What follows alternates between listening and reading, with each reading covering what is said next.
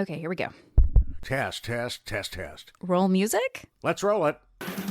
Welcome to the Unknown Morning Show. It's the show where we explore radio, Podcasting, TV, gear, gearheads, and making money with a hot mic and other stuff too. This is the Unknown Morning Show. I'm Mandee Montana. And I'm Chuck McKinley. So is this where we talk about other stuff today? You mean like culture? I mean, maybe pop culture. Pop culture. I was going to How say. about that? Yeah, you can't. Pop culture's fine. Culture to me is like high-end art. So, you're talking to the wrong guy here. Maybe on a different episode. Sure. Yeah. No, pop culture, one of the things I've loved about working with you over the years is that we both have such an affinity for pop culture and media in general. We enjoyed talking about it off the mic, in the office. Yeah. What TV shows, what movies, what music we listen to, primarily TV shows and movies, but occasionally music. But today, we both have a deep appreciation for one particular show. I've watched it, I think, 3 times all the way through. And I will watch it again after this conversation because I will have such a reminiscent, nostalgic desire to revisit all the goodness. Of Ted Lasso. Of Ted Lasso. There are certain parts and certain things you talk about revisiting. Roy's press conference. Yeah. I can't tell you how many times I've sat in the morning before I'm, prepping to go to work, and I watch that and I just go, it's so terrific because it's one of the things that I think everybody liked about Lasso is maybe in the beginning it presented characters as kind of, I wouldn't say one-dimensional, but you kind of go, oh, Lasso's the good guy, Rebecca's not the good guy, Roy's the bully. And I know, I mean, it's been interesting. It was interesting to watch the journey and how they would evolve the characters, I appreciate characters that are not one-dimensional. And I've watched a lot of really, great B movies over the years with characters that are. Sure. They fit their role. They tell the story. There's a meet cute. The boy falls in love with the girl and they move on. And I can appreciate that and I love it. Sure. But I think one of the things I love so much about Ted Lasso is the layers. There are so many deep layers and there's a lot of gray in the characters. And they dig into the background. I also love sports and I love sports documentaries. So for this film, and I'm not a huge soccer fan or football, that's not something that appeals to me. So when I stumbled across this, I was like, am I going to like it? The characters, the storyline, the writing, the comedy, the drama, it's all so strong. Jason Sudeikis too. I think that, and do you not do this sometimes with characters that we see on movies or TV, especially if it's somebody that's established, and Sudeikis was from his SNL years, you kind of bring that good vibe with? Oh, yeah, for sure. For sure. And I wasn't maybe a super fan of Jason Sudeikis, but I've been a pretty much a super fan of Saturday Night Live over the years. Sure. I love it. Some casts are stronger than others. The casts he was a part of, I thought were really strong. Oh, and yeah. I watched it frequently during that time. So yes. So just seeing him in something else, I was like, oh, I'll probably like this. The others, like Hannah Waddingham, I mean, I know that she had done a lot of theater in London. After the fact, you find that out. I had only seen her in one other thing, and I couldn't figure out what it was when I first started watching Ted Lasso, and then I looked her up on IMDb. She was in Game of Thrones. I've never seen Game of Thrones. Okay, that's a deep dive. That's a different one. But she plays this really evil character that is harassing another evil character. That's another series with a bunch of really morally gray characters that you think are bad. You suddenly develop empathy for, even though they're evil. They might be an adult that kills children and then later have something really terrible happen to them. And you're like, oh, well, now I feel empathy for you because you're really going through a difficult. It's interesting to me. So anyway, she's in this role and I was like, oh my gosh, she was the priestess that did the thing. And it kind of blew my mind. She's so talented. Yeah. So talented. Good singer. Yeah, which shows up in Season 2? Yes. Or maybe the end of Season 1. Yeah. And you have people like, Brett Goldstein. They trot out Roy and he kind of comes off as maybe a little bit of a bully, but Definitely Oscar the Grouch. Oh, yeah. No, definitely. definitely, grumpy old man type. Yes. And he's maybe, what, 35? Yeah. But, in sports years, 35 is what, 50, whether it's soccer or hockey or professional football, here in the States. It's interesting on how the characters evolve. Okay, Roy Kent, eventually becomes a member of the coaching staff. And, and we see him even as his first year. I think even as the end of the first year where they show him with his little niece. Yes. And of course he has the situation. Phoebe? Evie? Is it Evie? Evie? Or Phoebe? Phoebe, that's it. Yeah. Phoebe. She's so cute. And then they would have the thing where, and that kind of and I like the way they carry things over, because they had the thing with Phoebe's teacher. Oh, yeah. And you kind of thought, oh. Is there a little bit of chemistry there? Yeah. And then I think in the last season, they firmly squashed it to where, no, there isn't. I'm curious about this. Yes.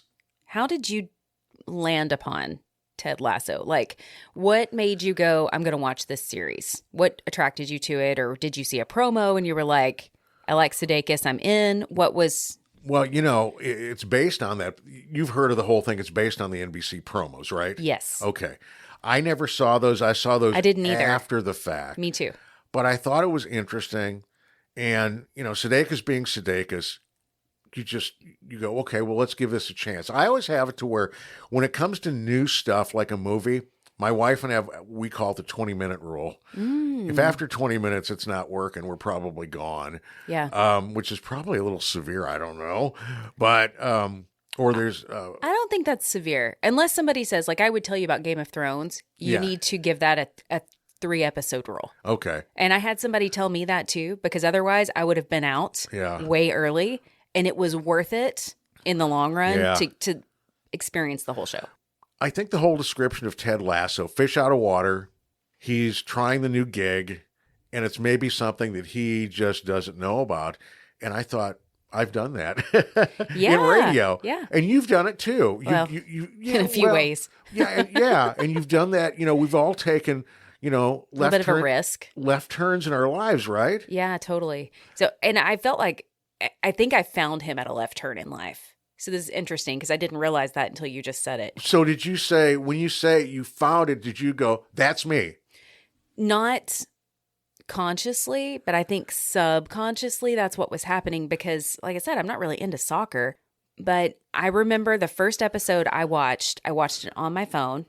It's on Apple Plus. Yes. So I pulled it up on my phone. I was doing laundry. I think we had either just moved into our new house or maybe I was just starting to feel settled into our new house in about, was it 2020 when it came out, 21? Yeah. Somewhere in there. So you were out of radio then, right? Yeah, I was out of radio. That was my question when you were saying left turn. I thought, well, then. But it was so I had left radio in 2019 to do nutritional sales in network marketing with Singular. Yeah. Pretty much full time. Did some other stuff, side pieced. I've always had side hustles. So my side hustle became my main hustle, and then I had other side hustles. Yes. And you're developing stuff. Yes. But at this time, I was mainly just doing Singular. Network marketing had really, as an industry, taken a hit because we had a massive explosion at the beginning of the COVID pandemic because so many people were working from home. Yes. And then we had shipping issues. And anyway, so I saw a major spike and then a major drop in my business. And I was really insecure about, okay, I've taken this left turn in my life. I've decided to go be brave and do something different. And it worked out really great for a while. And now is it still going to work out? Yeah. And so without consciously being aware of all of that, Ted shows up on my phone while I'm doing laundry. Yeah. And he's doing something similar. He'd had some success. I feel like I had a pretty successful radio career. He had success with this, American football team. And then Hannah Waddingham says, come coach this, football team in England. Right. And not under probably the best of terms, right? Like we find out early on that this was kind of her way of tanking the team and a big joke. Have it relegated. Once I kind of got introduced to the character of Ted, there's so many things I appreciate about him because I really do try to live my life through a positive mindset. And I can be that person like Ted where I'm cheering everyone else up. And then I have a dark moment in the corner. Sure. Which we see him experience. And so I had a lot of There were a lot of things subconsciously happening there for me whenever I first stumbled across it. And I until today, wasn't even really aware of like, oh, this is why I love this so much. Well, and the other thing at Ted Lasso and TV, movies, sports teams, what make them, good or above, let's say, a B movie, okay, is depth. Yes. Do you have a lot of characters and that the character that steps in and you go, oh, like you may have an episode on Ted Lasso where Leslie's character, Higgins. They have Higgins. It is brought up. They have a few scenes with his wife. Yeah, and I love, like, there's so many, like, little Easter eggs in there, too, right? Like, that make me want to know more. Like, Brendan Hunt's character, Coach Beard, Yes. is always reading a book. Yes. And it's such a, like, you get a shot of him, but unless you, like, pause and zoom in on the TV, sometimes you miss what the book is. But it's always really relevant in, like, a little side obscure way to what's happening in the show. Yeah. And I find it fascinating. Like things like that, there's just so much attention to detail. The writing is so strong in those ways that it's like, man, I just think you said this off mic before about a coworker that you felt like could play chess with news stories. Sure. To me, the writing in this series feels like they're playing chess. Like they're 35 moves ahead. And you start to see as the series progresses all these moves that were made and how they're coming together. Seinfeld was really good at that. Yeah. The other night I was watching a couple episodes because I wanted something funny. I didn't want serious stuff. I didn't want news. And I didn't want sports either. Or I always remember when I watched Seinfeld, in 22 minutes, they'll have like 4 or 5 things going on. And it dovetails and it meshes. And, Ted has that, on the longer form too. Because you sit there and, like with Jason Sudeikis' character with Ted, in the beginning we find out that he's estranged from his wife. Then we find out there's another man involved. And then at the end, he's going home. And we're really not sure. At least for me, you're not really sure if he's going back to his wife. But you think, well, he has a fighting chance. Mm-hmm. And maybe that's, something that, maybe they would explore in another series. I don't know. I mean, I don't know if they've ever said, no, we're done. That's it. What I read recently, the quote from Jason Sudeikis was, we told the story we wanted to tell. We intended it for it to be 3 seasons, and that story is completed. That doesn't that doesn't say we're not going to tell another story about Ted. Yeah. It just says we had a story in mind, and we've told that story. Yeah. So, I mean, I'm hopeful that even if it's just like gags or bits or some kind of, like I think they did something for Red Nose Day, the cast did, things like that, where they come back together and they give us little glimpses into what these characters could be doing. I appreciate the positivity. I think that's part of the reason I've turned back to that season so many times, or series so many times, is it's light. There's depth and there's darkness, but it's hopeful. Sure. It's hopeful. I think that's what, and there's I think an episode's the hope that kills you, right? That's kind of the joke. Yes. And yet the entire season, hope is like the theme that runs through it. And it was released in a time when fear was so prevalent in the world because of the pandemic. And that's what they said, because of this, Ted gives you hope. He gives hope. Yeah. And so I really feel like that was part of another piece of it that drew me in, and really it felt comforting to watch. One of my favorite pieces, is when Roy Kent does the presser. It's where they think that Ted's going to do it. And of course, Roy comes out and he talks about Isaac. It's when Isaac gets tossed out of the game. The press asks him, what do you think? And he says, well, it's none of your business. But then he proceeds to tell the story about off-field stuff sometimes impacts on-field stuff. This press conference where it's supposed to be about Isaac, the captain, maybe should be more focused and not getting tossed.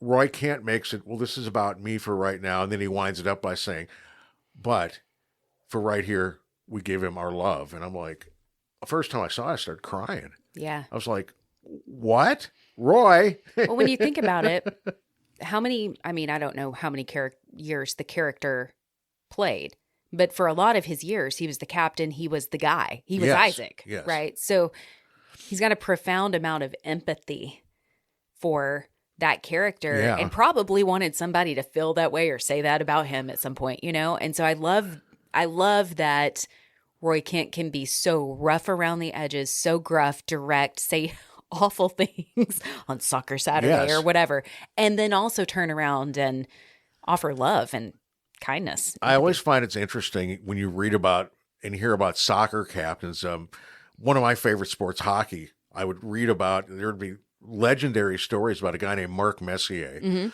when he was the captain of the Edmonton Oilers, where, you know, nobody crossed him. It was his locker room. That's just how it would be.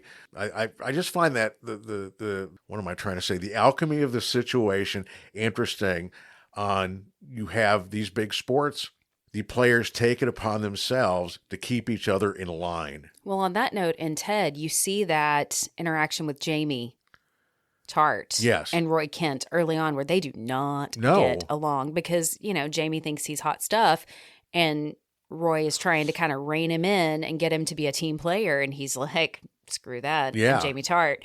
And it, you know, his evolution, that character's evolution is probably one of my favorites too, because I really did not like him that first season. No. I really just thought, what a prick. And then you learn more about Jamie and the depth of that character and where he comes from throughout the series. His dad, his mom later. Yeah. And then, you know, those two just do a full 180. Did you think, and I was confused by the character only because in the second season he virtually disappeared. And my feeling was, I was wondering at the time, did they get rid of him? You know, because like, do you mean like his job? Yes. Like Phil Dunster, where they like, Phil, you're out? Yeah, for some reason. I never thought of it that way. I think I was so maybe so focused on the storyline and the characters and what was going on. And I didn't really like Jamie. Yeah. So I was kind of glad that he was, you know, not the focus. I like Roy and I liked, oh gosh, I can't think of her name. Keeley, Juno Temple's character. Oh yeah. She's just awesome. Yeah. And again, like early on, the first couple of episodes, I was like, okay, she's with Jamie. What am I going to like her? She's this model type who apparently like poses and all these like magazines. And then a Page 6 girl. Yeah. Yeah. And then turns out she's relatively wholesome. Yes. You know, and like she develops this, you know, appreciation for Ted early on when everybody else is still struggling against everything that he is. And she's kind of like the ultimate cheerleader. I don't mean that badly. I mean in the way of trying to be up and trying to keep everybody up. You know, or let's put it this way. If she says good morning to you, she means it. Yeah. Yeah. She's definitely like that initial introduction of her with Jamie. You don't think that she's going to be this genuine, authentic, kind person. Yeah. And then you really see that she is throughout the series. I always thought, especially as you go from season 2 to 3, Nick Mohammad's character, Nathan Shelley, you know, he goes to becoming the rival coach. He has blonde hair, and you're going, what? I mean, it's interesting, right? Because he starts out as this bumbling water boy, and the first interaction he has with Ted is he's yelling at him to get off the grass. You know, like that's like episode 1. And then he realizes he's, you know, the coach, and he's like, oh my gosh, I've been telling like the coach. What do they call him over there? It's not coach. What do they call? It's not manager. Manager. Is it? Yeah, I believe it's manager. Yeah, and gaffer. He's telling the gaffer to get off the grass. Okay. Yeah, that's the, I guess, English term for it or whatever. Okay. It is manager, but also gaffer. I told the gaffer to get off the grass, you know, and he's like all embarrassed by it. And then later, of course, you know, Ted does Ted, and he gently starts giving him more authority and responsibility and allowing his genius to start to come out. And you have no idea until later in the series that he is literally a genius. I think, what is it, about 3/4 of the first season where he does that? He draws up that defensive play or something, and boom, it works. And yeah. And then he, you know, starts to find his way in. But then when Ted doesn't give him the attention, he sort of starts to go a little sideways. Yeah. You know, it's funny, his hair. It's like the attention to detail in this series just blows me away because it's like black. It's like raven at the start of the series. And then it's like full on white by the time he's coaching, what is it? It's not Manchester United, but West Ham. But throughout the season, as he's starting to have like this tension with Ted starts to thicken, you start to see the salt and pepperness of his hair start weaving in. And I mean, again, I've watched it like 3 times, so I noticed these things. But those kinds of things just made me go, oh man, like these guys they're doing it right. And I always thought that the hair thing was more of them saying, okay, Nathan has personally made this transition to being, at least as we're perceiving it, as a bad guy. We want to make sure that we have a sign on him that says that, which is the hair. Yeah. Yeah. No, I thought it was very like, I don't know, archetypical when, of a way of visually illustrating it. Yeah. Yeah. And how his just slow progression of he starts to make some bad decisions. And so, okay, well, you see a gray hair here. You see some more gray, bad decisions. And then he's white. I always think it's interesting, too, when they bring in not, I guess, supporting actors like Rupert, Rebecca's ex-husband Rupert. Oh, yeah, man. But I remember him. Did you ever watch Buffy the Vampire Slayer? I didn't. Okay. Anthony Stewart Head played Giles, who was the caretaker of the Scooby Gang to make sure things ran right. So I've only seen him in that role, which was good guy. Mm-hmm. So I thought it was interesting when I saw him. Of course, he was no glasses. He wore glasses then. Mm-hmm. No glasses. And he was, all he had to do was twirl the mustache to be positively even more evil. He was so dastardly. Like that's the word that comes to mind when I think of him in that role. And he has moments where you want to like him, and you can see how Rebecca probably fell in love with him and married him in moments because he's charming. And like when the new Rebecca, whenever when he starts dating the younger Rebecca, it's obvious he's saying, look here, look at this. Mm-hmm. Look what I've got. Mm-hmm. And it's just, come on, dude.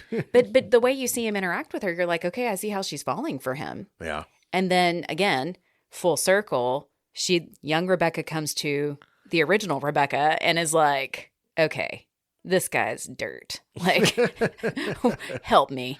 Those things like that in that series just really, it's just so well-rounded. It's plenty of material for Trent Krim.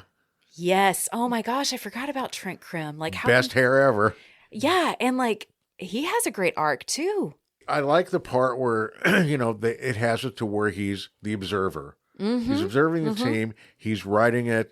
But then he has in the first, I believe it's the first season where he's writing an article on the team and he gets to the end about, Ted, and he just says, look, as much as I really would like to be negative about Ted, I really can't be because no matter what you think, you can't help but like him, and you can't help but like, the way that he approaches, managing a club. Yeah. He's kind. Yeah. Wow. Kindness. Well, overlooked and underappreciated often, but man, it's a big deal. And that's such like a great contrast to what you see in Ted Lasso, right? Yes. Like that's like Ted's biggest thing is like unification, and like he asks them all to believe, and that becomes a big piece of how the team does start to play as a team. Yeah. Right? And then you see as Nathan Shelley's character starts to kind of unravel, right? And then how are we going to get the team back together? It becomes a piece of it too. And Roy Kent plays a part in that as well. It's really fascinating because truly, like when you see successful sports organizations, the best ones, the ones that are the story, the legendary stories, it's about team play. And there's typically not a like massive star like a LeBron James or, Tom Brady's maybe an exception, but like team player. Sure. Hard worker, somebody that's probably watching tape most of his life and studying the game, not from a arrogant point of view, but from I need to embrace the team as a whole and we move forward as a whole, right? It's always interesting when you hear behind the scenes stories from players. I was going over some audio, part of my radio gig. Dallas Mavericks are in the playoffs. They're playing the Clippers, and they were talking to Kyrie Irving about being, a clutch player in the playoffs, and he has that reputation. He said, well, the things you don't hear about is, you get up at midnight and go to the weight room, or you're constantly going over tape, constantly to look for that edge. And what he's trying to say, of course, is you just don't show up. You show up, but you show up with a lot of prep. What is there's the piece in Ted Lasso that it's Ted mimicking a basketball player when he's talking about practice with Jamie Tart. Sure. Yeah, we're just talking about practice because Jamie wants to sit out practice because whatever, he says he's sick or doesn't feel good or whatever. I can't remember the basketball player's name. It's like he's saying it's not a game, not a game, practice. Like it's not a big deal when in fact practice is a big deal. It's a big deal, and he's calling Jamie on, and he's calling Bull on it. But, and I think he's saying, don't be a kid about this either. It's one of the first times you see Ted lose his cool in the series. Yeah. I mean, he's just Mr. Positive. Like, he's like Mr. Rogers, like he's really chill. And then when Jamie doesn't want to practice with the team, he like loses it on him. And you're like, okay, Ted, what's going on here? Like, this is different. I wonder if this must be about the same time too, that where, they win. Remember, they have the team celebration, and then Ted has a panic attack. I wonder if it's about the same time. I think it's a little later in the series that Ted has the panic attack. And because I think when the panic attack happens, you kind of go, oh, okay, something's going on here. Yeah, and the whole, oh gosh, we haven't even talked. I mean, there's so many different things you can talk about, right? Like May, the bar that everybody hangs out in, the three fans, and that whole arc. Like it's so much fun. Oh, sure. But then there's the doctor. I can't think of her name. Dr. Sharon. Thank you. The team sports psychologist. I am so grateful that a show that had as much of a following, critically acclaimed as well, talked about mental health as openly and as broadly as they did. Sure. Like, it's such a gift. Like, I appreciate that it was incorporated into pop culture as a positive thing. Sure, absolutely. Because, let's face it, a lot of times, especially in reality shows, what is promoted is unhealthy stuff. There's strife. Let's not sit down and talk about something in an even temper. No, we're going to argue about it. Yeah. That's usually what's promoted because, of course, it's ratings and that's what sells. The only thing I ever watch is Beat Bobby Flay as far as reality stuff. I just don't. I'm not a fan really either. I just don't, because I always like to say, I work in a newsroom. I have enough reality, for 8 hours a day. I do not need any more. Thank you very much. Yeah, I appreciate great writing. You and I worked together at the ranch back in the day when the writer's strike was happening. Back like, what is it, 2009, maybe 2008? Okay. 7 or 8, somewhere in there. And there were all these great shows that had just debuted. Like, one of them that I'm thinking of that got axed that I was curious about was called Lipstick Jungle. Had Brooke Shields in it and a couple of other really great actresses about her same age. Okay. And like, you got like 1, maybe 2 seasons, and then it totally got axed because, the writers were striking. And this was just as streaming was beginning, right? Like, yes. The Netflix, I think, was barely in the game. I was still getting DVDs from Netflix at this time on the regular. Okay, baby time. Baby time of that. And I just remember thinking, like, that's when so many reality shows emerged. Yep. And I was just not for it, man. No. And as part of our job, we had to talk about pop culture on the air, kind of weave it in for our audience. And there was I remember show prep was a little bit slim pickings and a little bit difficult because you had American Idol. Yes. And you had, I don't even remember what else. Like, it was not great. Well, even American Idol at the time, it was pushed as it's going to make you a star. And, as all of this is played out with this and The Voice, okay, you'll get a chance. You'll get a fighting chance, but, you can pretty much go on one hand the big stars off those shows. Right. Kelly Clarkson, Carrie Underwood. Yeah, absolutely. Absolutely. Because, it's like Daughtry, he came off of that one. He didn't win, but he was on American But Idol. it's like as somebody who, when I was doing music for stations, but you see the mechanisms on how those things work. I mean, you've got to have talent, but boy, you have to have a lot of luck. I feel like we could totally talk about Ted Lasso, like different themes and stuff in the future on like later episodes. I feel like there's lots of ways to continue to weave this in.